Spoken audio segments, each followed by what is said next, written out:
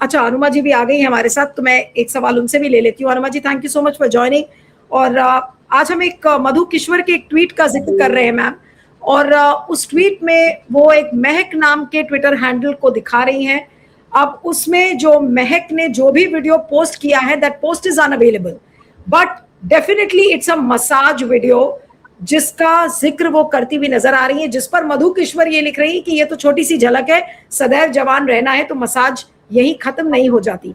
उसके बाद वो महक से फिर से दूसरे ट्वीट में ये भी कह रही है, क्योंकि महक ये कहती है कि I have 8 videos like this, मेरे पास 8 ऐसे और वीडियोस हैं। तो मधु किश्वर उसको कहती हैं कि बाकी 8 भी शेयर कर डालो महक बहना। अब इस वीडियो को अब देखें तो होम मिनिस्ट्री ने उस वीडियो को डिलीट कर दिया है, इसलिए हम भी उस वीडियो का जिक्र नहीं कर रहे हैं। लेकिन आज मधु किश्वर जिस तरीके से मोदी जी को ध्वस्त करने में लग गई हैं, और पूरी बीजेपी ऐसा लग रहा है कि लग गई है ध्वस्त करने में, इस पर क्या कहेंगी? कल तो महिलाओं के चैंपियन मोदी जी बन गए, आज अभी आपको फिर से दिखा देते हैं अपने दर्शकों को, एक इश्तिहार निकाला है अखबार में आज मोदी सरकार ने। यशी उसको दिखाइएगा, ये देखिए, Congress revealed its anti-women mindset, rejecting women's reservation. Now the women of India will ask, why is Congress anti-woman? और दूसरे तरफ बीजेपी सारा क्रेडिट ले रही है। Prime minister Modi is committed to 33% reservation for women. He brought a constitutional amendment, a true guarantee of justice. BJP stands resolute and committed to protecting and empowering women's rights. ये इश्तिहार आने के बाद आज सुबह सुबह मधु किश्वर का ट्वीट तो अपने आप में एक अलग ही चर्चा को फिर से जन्म दे रहा है। जी अनुमा जी। जी नमस्कार आप सभी को, पैनलिस्ट को, दर्शकों को। कल मैंने नोएडा में कई ऐसे पोस्टर्स देखे जिसपे मध्य प्रदेश के मुख्यमंत्री ने नारी शक्ति वंदन अभिनंदन करते हुए बड़े बड़े होर्डिंग्स लगा रखे हैं। यानी मोदी जी ने पहले ये कहा होगा, अपने सभी मुख्यमंत्रियों को शायद कहा हो कि आप ये करिए कि हम इस बार जो ये लेकर आ रहे हैं जो प्रस्ताव, और उसमें हम नारी शक्ति का हम ये इसको लागू करने की बात कर रहे हैं। तो पहले से ही देखिए पूरी कहानी डिलिमिटेशन के ऊपर केंद्रित थी, लेकिन गोदी मीडिया उस तरह से नहीं दिखा रहा है। फिर भी जो हमारे सांसदों ने संसद में बोला उससे बहुत साफ हो गया, और बार बार कई ऑल्टरनेट मीडिया प्लेटफॉर्म्स ने ये बताया कि ये नारी रिजर्वेशन, विमेन रिजर्वेशन बिल के बारे में नहीं था, जो रिजोल्यूशन था जो लेकर आ रही थी सरकार, और वो डिलिमिटेशन के बारे में था। तो वो तो ध्वस्त हुआ है, लेकिन बड़ी संख्या में जो मीडिया है, जो न्यूज़पेपर्स हैं, वो इसे दिखा रहे हैं, वो इसे पोस्ट कर रहे हैं, वो इसे प्रिंट कर रहे हैं। ये दुखद है। जो वीडियो था वो मैंने भी, मुझे डिस्ट्रैक्ट किया था उस वीडियो ने, मैंने चेक किया तो मधु किश्वर ने उसे कोट किया था, मैंने उसे लगाया तो उसके ऊपर मुझे ये समझ में आया, किसी ने कहा ये पर्सनल वीडियो है, और फिर बाद में मुझे ऐसा लगा कि शायद बाजू में एक सूटकेस और उसके ऊपर कुछ सामान रखा है, perhaps that could be a morphed one। पर मेरे पास उससे पहले का एक वीडियो था जिसमें मोदी जी का पूरा डिजाइनर डेकोरेशन हो रहा है, जिसमें कुछ लोग उनके चेहरे का माप ले रहे हैं, कुछ उनको अपना उनका कैसा स्टाइल होगा वो दिखा रहे हैं, कई कपड़ों में से एक दो चुने जा रहे हैं, कहीं उनके चेहरे के ऊपर कोई स्क्वायर बनाया जा रहा है। तो वो वीडियो पहले ही ओपन डोमेन में है। तो जो लोग नारी शक्ति वंदन वगैरह कहते हैं, वो आखिर महिलाएं ही तो ये काम कर रही हैं। तो नरेंद्र मोदी जी पहले कहते थे कि मेरे चेहरे पे जो चमक है वो पसीने की चमक है। हाँ, वो बिल्कुल पसीने की चमक है, पर पता नहीं कितने महिलाओं और पुरुषों की मेहनत के पसीने की चमक उनके चेहरे पर है। ये तो साबित होता है। मधु किश्वर ने उसे चूंकि कोट किया, और मधु किश्वर इन दिनों काफी लगातार नरेंद्र मोदी जी को कुछ ना कुछ उनके बारे में कह रही हैं, इसलिए सभी ने उसे ऑथेंटिक ही समझा। और मैं तो, मुझे लगता है कि वो दिखने में तो ऐसा लग रहा है कि वो ऑथेंटिक है, लेकिन अगर आखिरी बात जो आपने कही कि 8 वीडियोस और हैं, और अगर वो मधु किश्वर ने जो उस लड़की को कहा है कि वो सारे आप डाल दो, अगर वो होता है तो पता चलेगा, नहीं तो अगर होम मिनिस्ट्री उसको डिलीट करवा रही है तो इसका अर्थ ये भी है कि जिस तरह से पिछले कुछ दिनों से देखिए जो प्रोपेगेंडा इतने सालों से बीजेपी चलाती आ रही है, उसमें अचानक बहुत तेजी आई है। बहुत तेजी से व्हाट्सएप पे वो रीसर्कुलेट हो रहे हैं, बहुत ज्यादा उसमें 1947 के कुछ फोटो बताकर कि ये 1947 के फोटोज हैं, और कम से कम अभी के अभी मैंने 10 मिनट पहले 25 से ज्यादा ऐसे वीडियो उन व्हाट्सएप ग्रुप से आते हुए देखे जहां पर एंटी मुस्लिम बातें की जाती हैं, एंटी कांग्रेस बातें की जा रही हैं।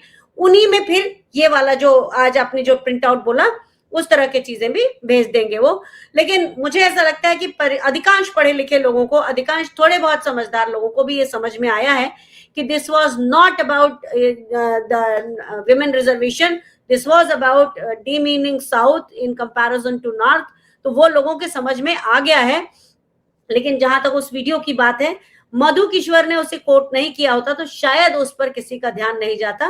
क्या मधु किश्वर ने किसी सोच कर उसे कोट किया या उन्होंने जानते बूझते किया कि ये ऐसा है, ये सच है, ये किया, वो तो खैर थोड़े समय में आगे पता चल ही जाएगा कि वो किस तरह का वीडियो था। लेकिन मिनिस्ट्री का उसको डिलीट करना ये बताता है कि जिस तेजी से वो लोग प्रोपेगेंडा फैलाते हैं, उनको लगता है कि अगर गांवों तक ये वीडियो जाएगा तो एक बारगी कोई भी समझता है कि ये नरेंद्र मोदी हैं जिनका चेहरे का फेशियल हो रहा है। ये किसी को भी समझ में आता है, इसीलिए शायद उसे डिलीट किया होगा। जो प्रोपेगेंडा से इन्होंने पूरी सोसाइटी को नुकसान पहुंचाया, उसकी ही शंका से ये इस तरह के वीडियोस डिलीट कर रहे हैं। मैं अनुमा जी के पास आऊंगी और उसी आखिरी सवाल के साथ जो आज मैंने अपने थंबनेल और टाइटल में भी रेज किया है कि क्या पूरी बीजेपी मधु किश्वर के साथ मिल गई है मोदी जी को किनारे लगाने में। और ये बात सही है जो उस पूरे डिबेट पे निकल कर आई कि जिस तरीके का प्रोपेगेंडा बीजेपी करती थी या जिस तरीके के प्रोपेगेंडा में मोदी जी विश्वास करते थे, आज उसी प्रोपेगेंडा का वो शिकार बन रहे हैं। वो वीडियो सही है नहीं सही है ये एक जांच का विषय है, और इसी वजह से उस मसाज वीडियो को मैंने नहीं दिखाया। महक नाम का ट्विटर हैंडल है, कौन ये व्यक्ति है, किसके बेहस्त पे काम कर रहा है, ये जांच का विषय है। अमित शाह को जांच करानी चाहिए। अमित शाह जिस किसी XYZ ट्विटर हैंडल को ब्लॉक करवा देते हैं क्योंकि वो सरकार के खिलाफ बोलता है, आज अमित शाह पर शक हो रहा है लोगों को कि कहीं वो तो नहीं मिल गए मधु किश्वर से। जब तक मधु किश्वर का ट्विटर अकाउंट ब्लॉक नहीं होता या मधु किश्वर के खिलाफ कोई एक्शन नहीं लिया जाता, लोग यही समझेंगे कि क्या अमित शाह या पूरी बीजेपी क्या मधु किश्वर के साथ मिल गई। और इसीलिए ये सवाल मैंने किया और आज उसी सवाल के साथ आपसे आखिरी सवाल करूंगी। अनुमा जी इस पर बोलिएगा। जी, मधु किश्वर क्या कर रही हैं वो तो वो जानती होंगी, लेकिन बीजेपी और आरएसएस एक साथ हैं, ये हमेशा रहेंगे, हमें भले अलग वो दिखाते रहें, क्योंकि आरएसएस बेहद लालची हो गई है। आरएसएस के जो प्रचारक थे पहले वो सादा जीवन उच्च विचार के वाले होते थे, आजकल उनके पास आईफोन का सबसे लेटेस्ट मॉडल होता है। मैंने एक नहीं, मैंने 5-6 लोगों के हाथों में देखा है। ना केवल ये, उनके पास कारें देखिए, उनका रहन सहन देखिए। वो एक समय प्रचारक होते थे। तो ये जो लालच, जिस दौर में बीजेपी के पास अथाह संपत्ति आ चुकी है, जिसमें से जो बैंक में है उससे कहीं ज्यादा उनके लोग कहते हैं उनके अलग अलग ठिकानों पर रखी हुई है, तो इतना पैसा जैसे आ गया है, तो आरएसएस भी उसी लालच के अंदर आकंठ डूबी हुई है। मधु किश्वर किसके कारण कर रही हैं, खुद के कारण कर रही हैं, ये वो जानती होंगी। नरेंद्र मोदी की छवि नीचे गिरती चली जा रही है। कल आपने भी देखा कि टाइम्स के 100 इन्फ्लुएंशियल लोगों की लिस्ट से वो गायब थे। लेकिन इस वक्त आरएसएस इतनी लालची है कि वो किसी हालत में नहीं चाहेगी कि जो अभी अरेंजमेंट चल रहा है वो हटे। मधु किश्वर, सुब्रमण्यम स्वामी, कभी कभी मोहन भागवत का कुछ और बोल देना, ये सारे फैक्टर्स आगे आते समय में हम देखेंगे कि कैसे कहां किस फोल्ड इनकी बातें होती हैं। लेकिन फिलहाल आरएसएस इसके पीछे मुझे नहीं लगती। आरएसएस क्योंकि बेहद बेहद बेहद लालची होते मैंने आरएसएस को देखा है, तो जो उसने पकड़ा हुआ है उसे वो पकड़े रखना चाहती है। पहले भी केवल एक संजय जोशी का उदाहरण नहीं है, मेरे अपने प्रदेश में राघव जी सांसद थे, उनका भी शिवराज सिंह ने ऐसा ही कांड करवा दिया था। तो खैर, तो बात सिर्फ ये है कि जो मधु किश्वर ने कोट किया था उसने काफी लोगों को दिग्भ्रमित भी किया है, और अगर वो सही है तो आगे सामने आएगा ही।